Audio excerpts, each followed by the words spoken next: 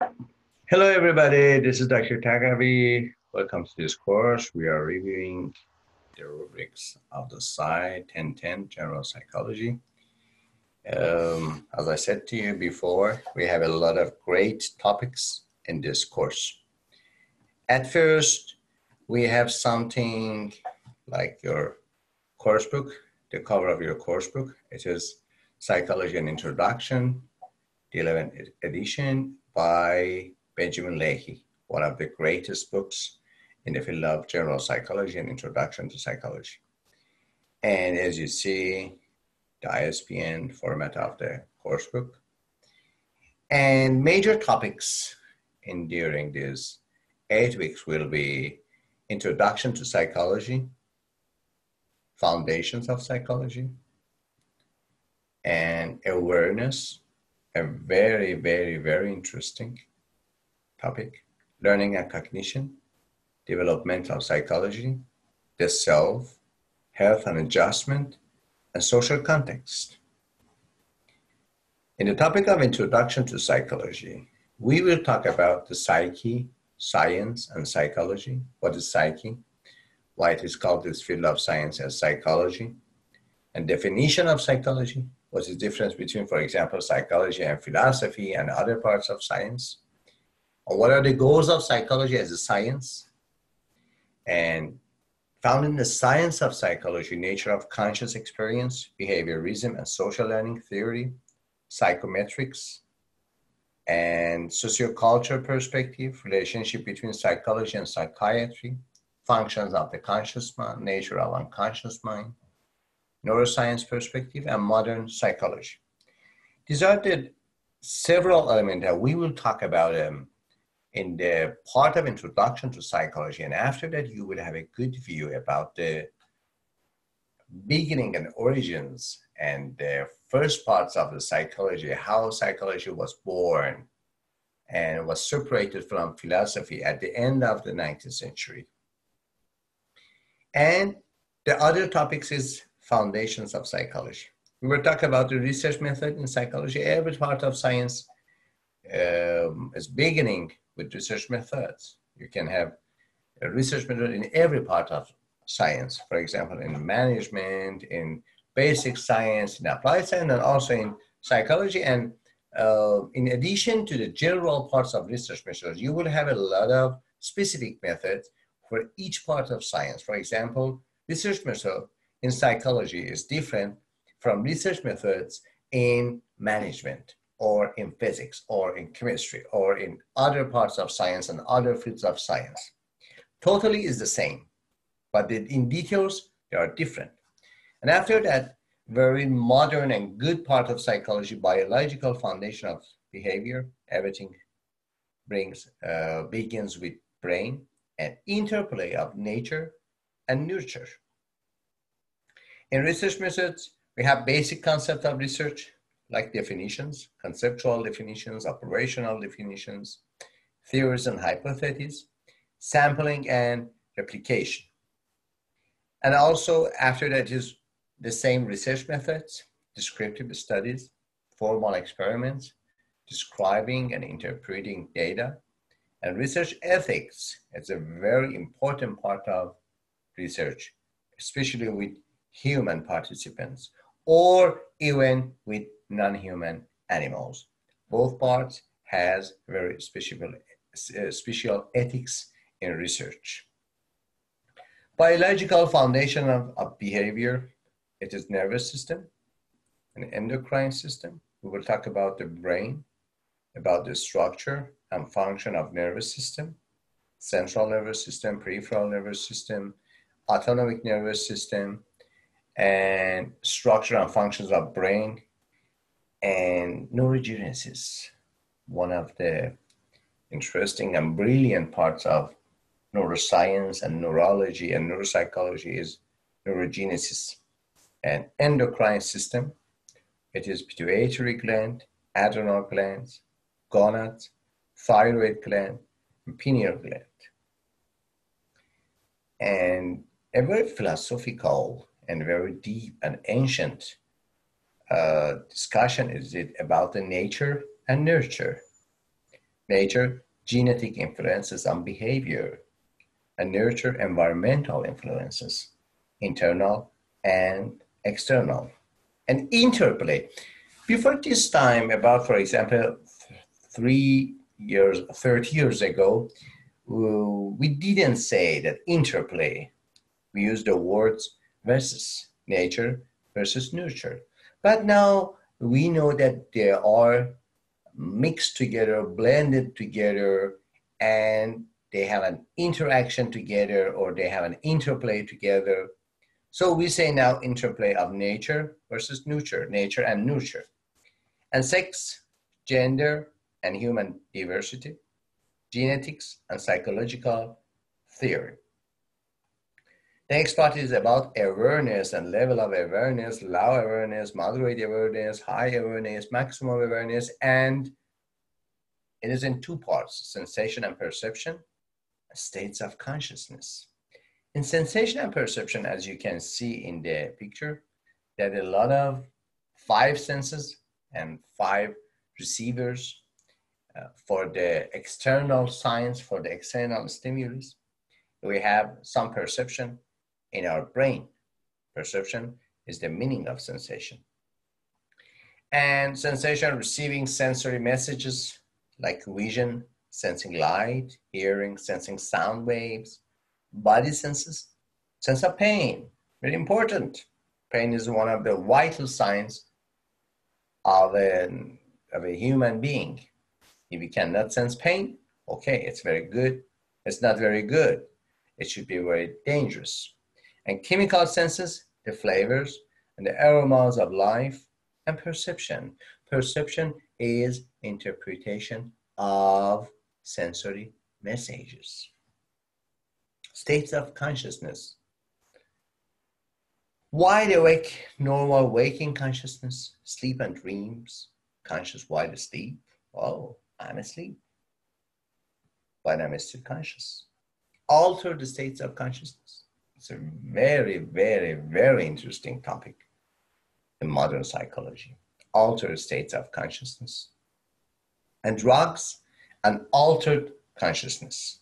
It's very popular that you can sense other parts of your body, for example, as an illusion with not medication, with abusing the medication, or with using substance or substance abuse or drug. And after that, we go to the part of learning and cognition. As the students of management and other parts of humanity sciences, you should know a lot about learning and cognition, because special learning is very important in modern management, in modern economy, in modern sociology, in modern educational sciences, and also psychology. Learning and cognition. We have 3 parts: learning principles, how we learn, memory, and cognition, language and intelligence. In learning principles, we have definition of learning. What is learning? Classical conditioning, operant conditioning, extinction, and theoretical interpretations of learning. You will know a lot about the different and separated parts and separated procedures and methods for learning, like, for example, conditioning, extinctions, and other learning, like, for example, observational learning, that we will talk about it after these subjects. And yes, we will talk about the memory. It is 3 stages of memory: forgetting and why it occurs, and biological basis of memory. You know that memory is very, very sensitive to the brain function and also brain structure. We'll talk about it. Cognition, language, and intelligence. Definition of cognition and concepts. Concepts are the basic units of thinking. It is very, very basic discussion in learning and in cognition, that how you can use symbols and other types of signs for indicating the concepts in your vocabulary, in your talking, in your thinking, especially in thinking. So concepts are the basic units of thinking. I love the concept of concepts. Thinking and problem solving, all life is problem solving, using information to reach goals, which is the definition of problem solving. And language, symbolic communication, it is very fabulous discussion in psychology and very basic discussion, scientific discussion, research versus evidence-based discussion in psychology about language. And intelligence, which is the first brilliant work in psychology, is about the assessment of intelligence that, you know, for example, as IQ test. And race, ethnic differences in intelligence and achievement, especially in America, especially in California, that you can see a lot of races, different ethnicities, different nationalities. Is very good for you. That how ethnicity, how race, and differences between ethnicities and races can improve or can affect the intelligence or achievement and success and other things. Developmental psychology is such a good photo.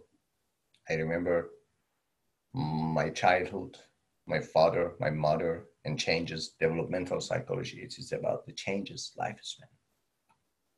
Basic processes of development, stages, stage theories of development, normal development across the lifespan, adolescence development, adulthood, young adulthood through older adulthood, and variations in development that make us unique.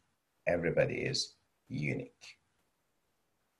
The self, one of the basic philosophical mind and philosophical discussions in psychology, and also some years ago, some decades ago, some centuries ago, before burning psychology as a science. For example, about 2,000 years ago, we had some discussion about the nature of self and how to develop the self. Motivation, emotion, and personality. These are two parts about the self in psychology as a science: motivation and emotion, and personality. Motivation and emotion, we are talking about it. It's my first and my brilliant specialty. It's about the emotion, affective science. Definition of motivation and emotion. Primary motives, for example, biological needs, food, sex, and air, and weather, and security, and safety. These are the biological needs, and also basic needs. Psychological motives, for example, love and belonging. Sexual motivation and sexuality. Emotions, affects, moods. And aggression as the second part of your life distincts. It is aggression, it's emotional and motivational aspects. Also, we have some other types of distincts, which is, for example, distinct for life, force for life. This is called, for example, in some approaches like psychodynamic, it is called with the different names. And also distincts for destroy, distinct for hurting self and others. It is aggression. And personality, as you know, as we will talk about it in the class, we'll talk about the personality. Persona in the Latin roots means mask. As you see, personality as the mask. Definition of personality. This is the best and the most applicable part of psychology in the management, in the organizations, and other part, because personality assessment and personality tests are very popular and very good in organization, for example, for hiring and other decisions making. Trait theory, describing the consistencies of personality. Psychoanalytic theory is begun with Sigmund Freud. A social learning theory, one of the best and most important theories in learning, which is by Albert Bandura. Social learning theory. Humanistic theory, my favorite approach, it is humanistic and positive psychology by Maslow and Rogers. And personality assessment, taking a measure of the person. Health and adjustment in the other category of, we are talking about it, and it has three parts: stress and health, abnormal behavior, and therapies. Stress is a natural killer, and it is the mother-born part of your life, your modern life. Stress and health, we will talk about it in the topics like stress, challenges to coping, factors that influence reaction to stress, coping with stress, adjustment, adaptation, and coping strategies, coping with stress, and changing health-related behavior patterns. We have a lot of constructive and also destructive health patterns and health behavior patterns that we use them habitually. So changing health-related behavior patterns into one important part. Wow, such a picture. It is the abnormal behavior and psychopathology. It is definition of abnormal behavior, an anxiety disorder, somatoform disorder, dissociative disorder, mood disorders, schizophrenia, ADHD or attention deficit hyperactivity disorder, personality disorder, and sexual and gender identity disorder, and sexual dysfunction and sexual health. Also, we'll talk about it because your book is about the 2020. After that, the legal changes are here in the discussion in the topic of abnormal behavior and psychopathology. And therapy is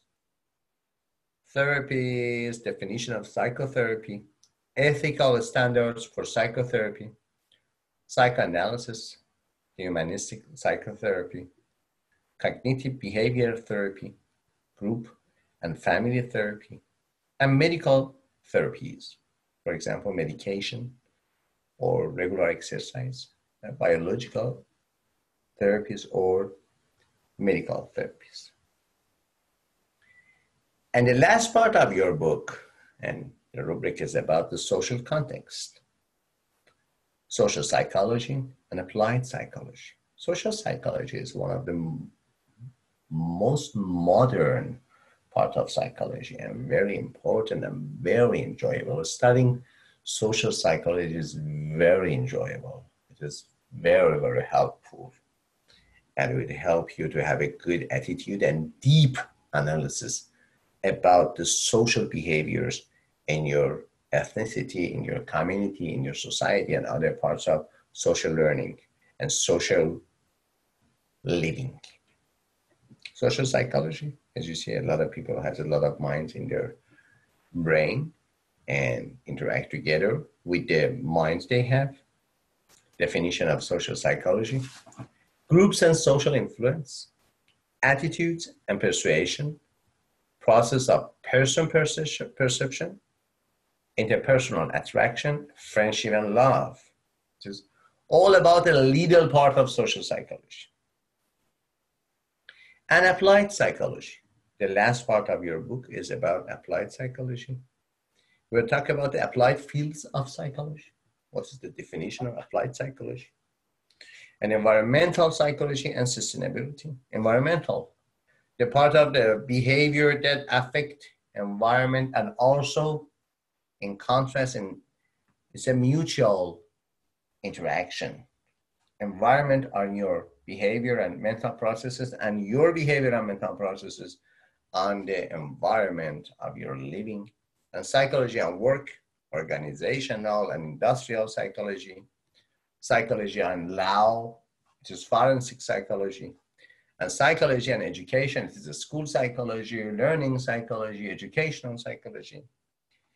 And I'm very happy to be here to talk to you about the psychology and major parts of psychology. Every time I had taught the general psychology, I was very, very, very excited about teaching psychology for the first part of studying psychology. I wish see you soon in the next weeks. Bye-bye.